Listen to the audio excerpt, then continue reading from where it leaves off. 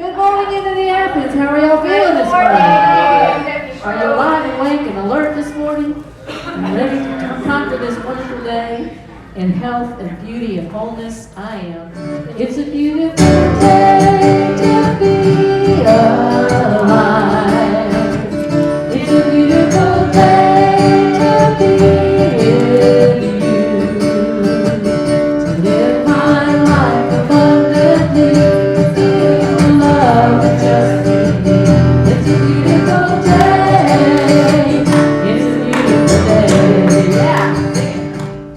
We're so grateful and so blessed with this beautiful day, this beautiful morning, every beautiful face that's here, every loving heart. Where your presence is always where we are. Good morning. It is March. We're so glad that you're here this morning. We're so glad that you took time from your busy day, or even your very relaxing, do what I feel like doing day, to be here at Unity Athens. I feast on faith. When I feast on faith, my mind turns to the beautiful words by James Gillett Freeman in Angels Sing in Me, Unity Books, 2004. Faith is not so much a matter of the mind as of the heart. Sometimes in seeking to understand God as principle, we lose sight of God as a presence. I am a living expression of God, created in God's image and likeness. Divine life, the very life of God, is my spiritual inheritance. In prayer, I align my thoughts and feelings with the power of life. As I move deeply into prayer, any lingering thoughts of illness or injury dissolve. Here and now, in this present moment, God is here. God is here. Here and now, in this present moment, God is here. In this present moment, love is here. God is here. Peace is here. Truth is here. Can I get an amen? Can I get a hallelujah? Can I get a so it is, so it be? Can I get an amen? Can I get an amen? Can I get a hallelujah? Can I get a so it is, so it be? Can I get an amen? This Sunday's daily word says, we are a living expression of God, as Mary read, in God's image and likeness. We are a living expression of God, created in God's image and likeness. That certainly has meant different things throughout the ages. And now in Unity we see that as a God self, actually part of us. We're not all of it, but it is all of us. It's the truth of who we are, even when we forget that truth. And we forget it sometimes. We talk lack or limitation or illness or fear or worry or dis-ease. We forget that truth sometimes. We get chaotically scrambled through life, watching too much news or maybe spending too much time on social media and not taking a break. We can forget it. It can get disturbing, fearful. So let's consider living deliberately from a place of strength, which is our faculty for the month. Spiritual faculty is strength, faith, wisdom, power, peace, and love. The daily word for today also says, in prayer, I align my thoughts and feelings with the power of life. In prayer, I align my thoughts and feelings with the power of life. I'm sure you may have felt that in your own prayer sessions or when you're praying with one of our wonderful prayer chaplains. We align with the power of life, the power of spirit, the power of God.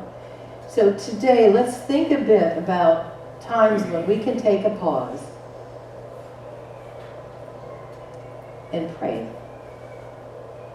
It's not what I intended to talk about at all today. And then some things happened yesterday that made me realize I could be praying even more. Maybe talking less, maybe reacting to things in the world a little less, and praying more. Not praying like, okay, God, you got to fix that. Or, oh, God, look at that. You need to hop over there. But seeing the perfect truth in everything, especially in myself and in others.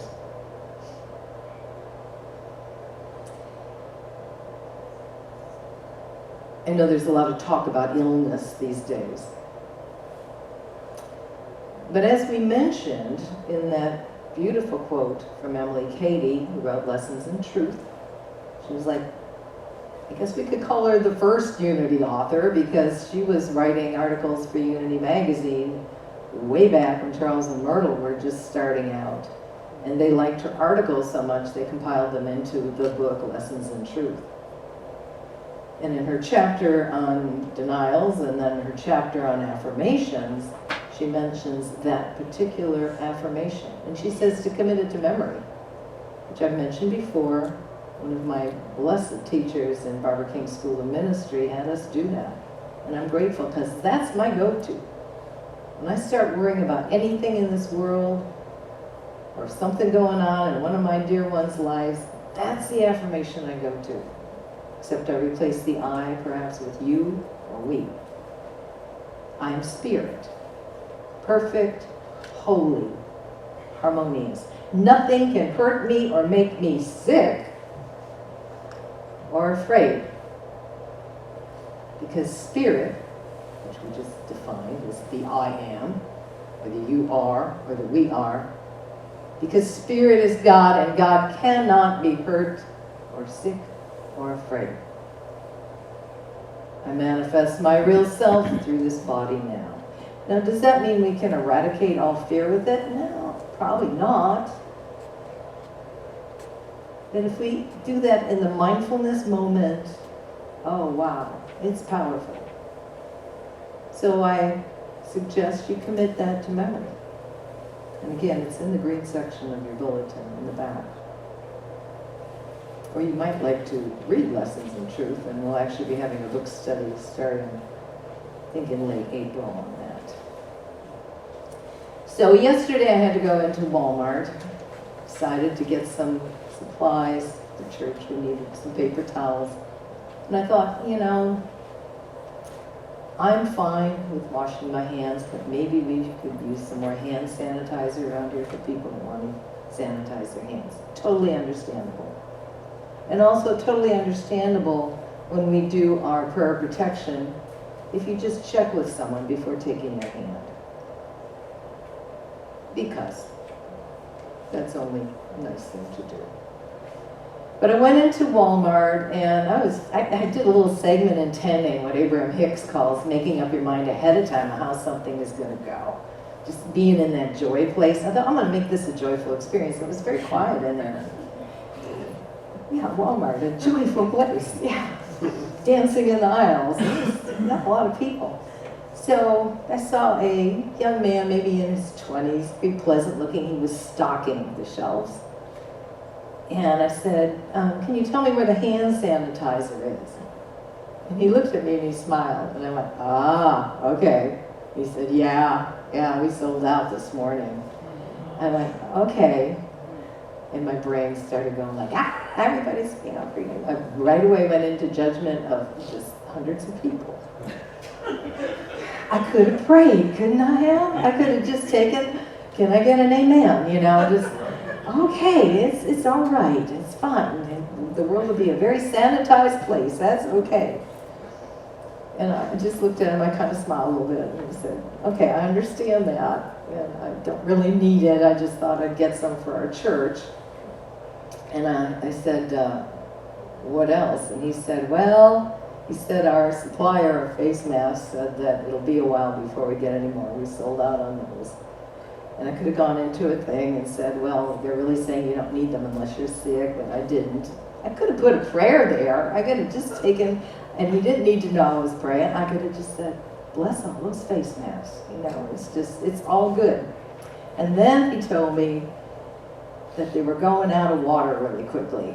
And I said, okay. And he said, yeah, a man came in today and bought a whole flat of plastic water bottles, I guess like part of a thing, to put in his bunker.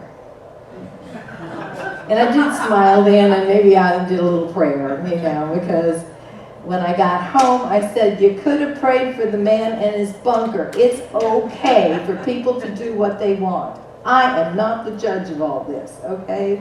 I am not. But it was a light experience. It wasn't all sad. I wasn't gloomy about it. But what about mindfulness? And what about prayer? So let's just take a moment, if you will. Quick prayer. Let's say 10-second prayer. Just send blessings of wellness across our world, of health. Feel it. Okay. Come back to the moment. It's so easy. I could have done that in Walmart. It was kind of like a prayer talking to this guy because he was just so outgoing and friendly anyway. We are a living expression of God, created in God's image and likeness. Everyone is. And it's okay if someone else doesn't see that or doesn't feel that or feels afraid or concerned or unprotected against things out there. Because there has been a lot of anxiety in the world the last few years. But think of yourself, perhaps, as an anti-anxiety pill. Anyone ever called you a pill lately? No. You have the power within you. When we connect through meditation and prayer, you have the power to send peace and well-being out into the world. And if you're not quite feeling that power, ask one of the prayer chaplains to pray with you after the service, to recognize how powerful you are. We make a difference every single place we go. We make a difference with our energy, with our aura, with our knowing. Like the Denise Roger song. I'm learning to re-say her last name. I know God. What a blessing that we know it. That we know it. And by the way, she sent us an email and said she loves us so much she wants to come back in June. And we said, okay, we'll have another concert. So we always have a choice. We can live deliberately. We can be mindful in the moment. We can send healing out. When we see someone in fear, including ourselves, we can just take a second, that second, and move away from the world and center. We're good. We're good. Always good. So see that. Again, there are people that are really concerned. Send a prayer to China right now. 10, 15-second prayer. Not trying to fix anything. We're just sending the vibes of well-being, blessings, smiles. And then Italy, we send those blessings.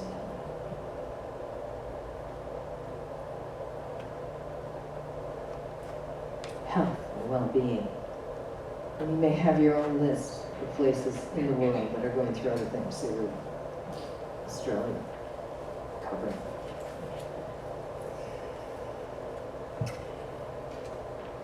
When I changed the title of the talk 3 days ago, before I changed it again 1 day ago, I said it's about deliberate living. And I said, well, I always like to read something from some Unity publication. So last night, I said, well, I don't really have anything to say about deliberate. And Spirit gave me a little nudge and said, Eric Butterworth's new book, he's not new, but the book is, which was put out by Unity Publishing, and it's called Practical Metaphysics, A New Insight and Truth. And I opened it up to this page.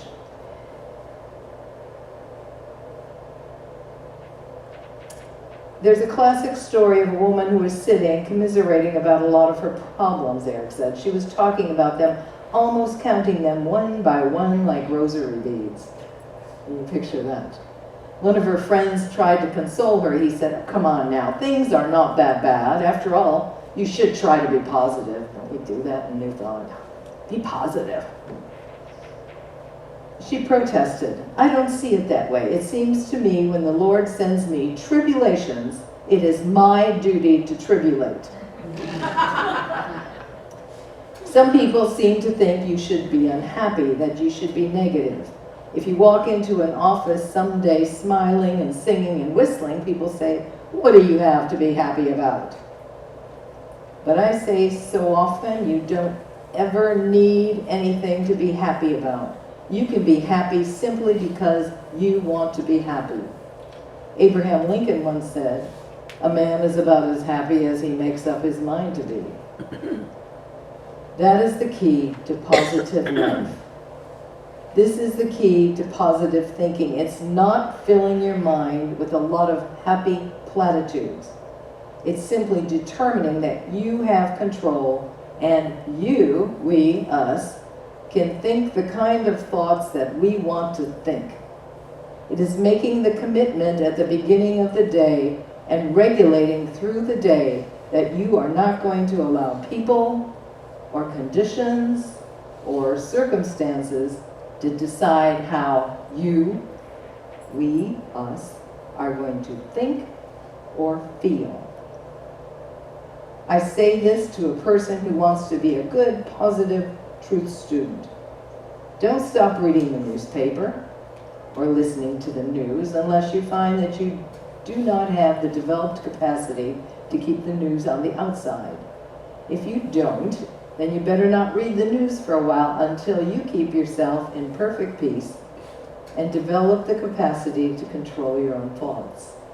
Then you can read the news and listen to the news and see what's going on in the world and saying that the world has problems today, not I have problems.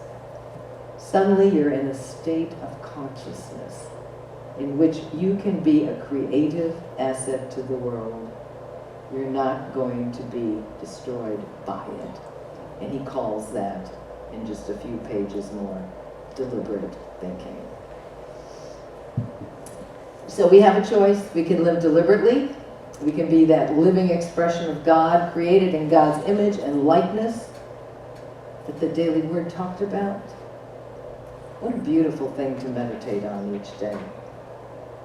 Daily Word, Bible verse, some truth statements. To prepare ourselves in the morning or at any point in the day to walk in this world centered in consciousness, emotions peaceful and giving, and a radiant being of love. Because that is what you are. That is what we are. Because God is in us. So in us. And you are part of that. And so it is. Well, I wasn't born with a red cape to rise above the limits of mankind. I never was in the best shape, but I got an smashing power of mind. When my consciousness is bathed in Christ's pure light, I'm connected deeply with the divine. That's how I live by faith and not by sight, by an smashing power of mind. Mother Earth, healthy, whole, rejuvenating, and realigning. You see all countries blessed. All people, all animals, flora and fauna. Our children across the globe, we see them blessed, safe in their homes and in their schools. We see all places of faith blessed, watched over, divinely protected.